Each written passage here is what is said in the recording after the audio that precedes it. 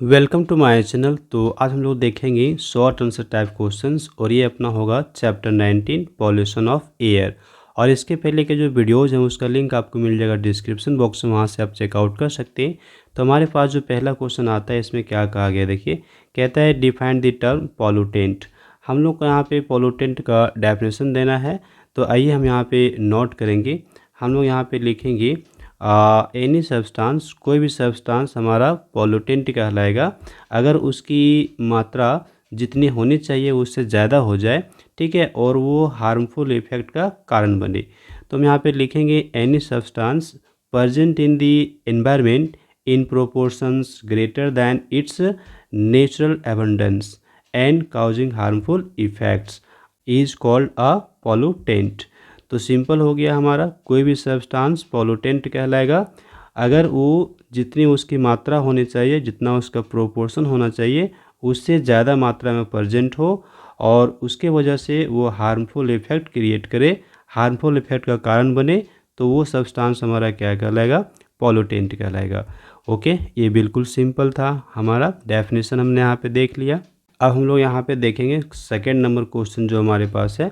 Second number question में कहा गया है state two causes of air pollution.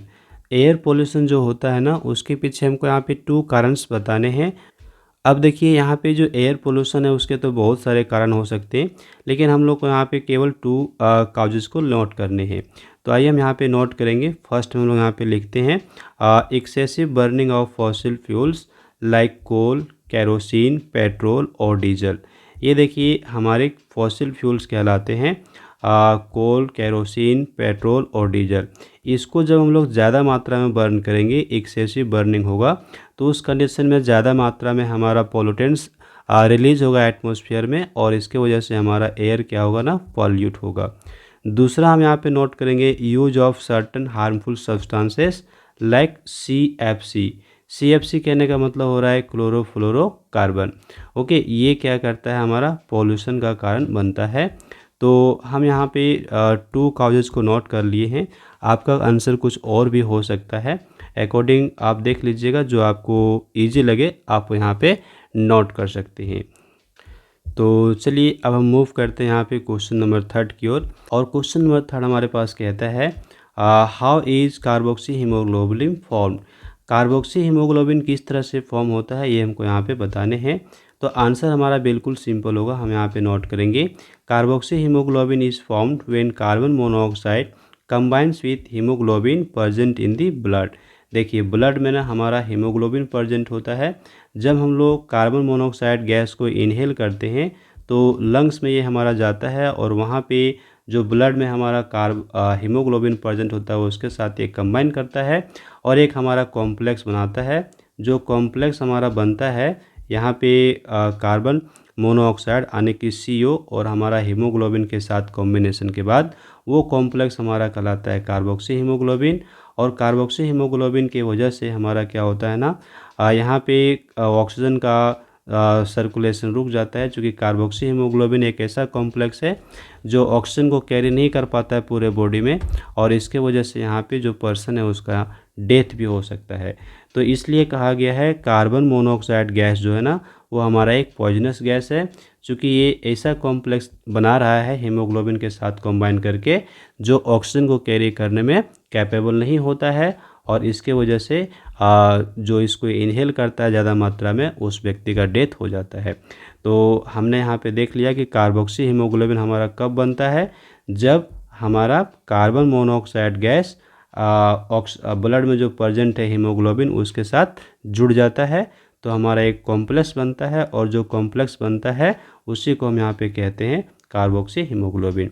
Third number question हमारा क्लियर हो गया। हम लोग मूव करते हैं यहाँ पे क्वेश्चन नंबर 4 की ओर।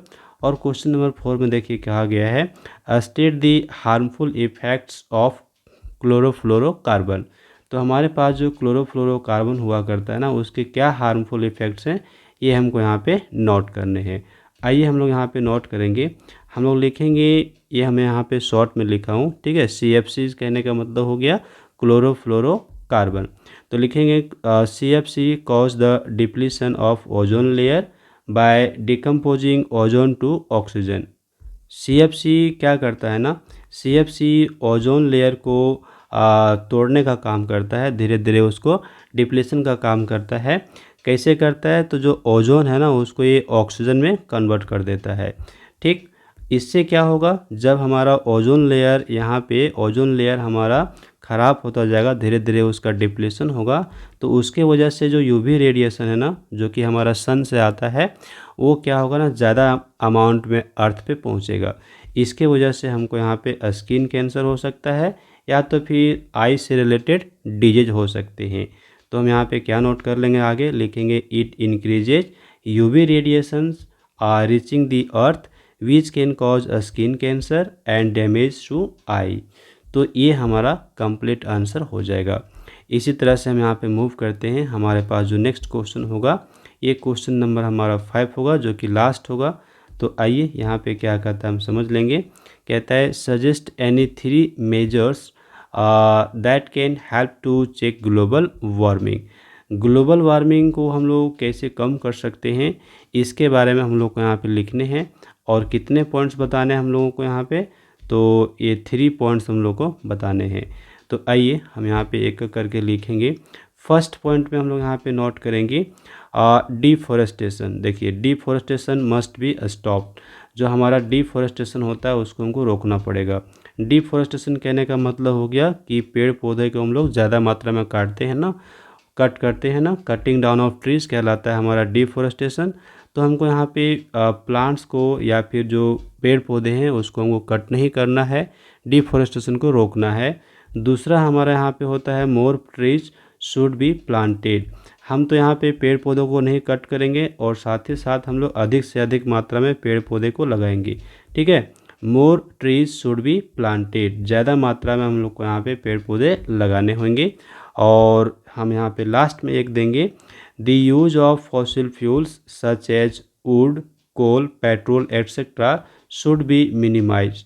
अभी जो फॉसिल फ्यूल्स है ना, इसका हमको यूज़ यहाँ पे कम से कम करना पड़ेगा। हम अचानक से तो इसको बंद नहीं कर सकते, लेकिन हम यहाँ पे मिनिमाइज ज़रूर कर सकते हैं। इसके यूज़ को हम कम कर सकते हैं, अल्टरनेटिव सोर्सेस को हमको यहाँ पे अपनाना पड़ेगा। तो ये तो हमारा यहाँ पे क्वेश्चन का आंसर था। आप यहाँ पे अपने अकॉर्डिंग कुछ और भी आंसर यहाँ पे कर सकते हैं।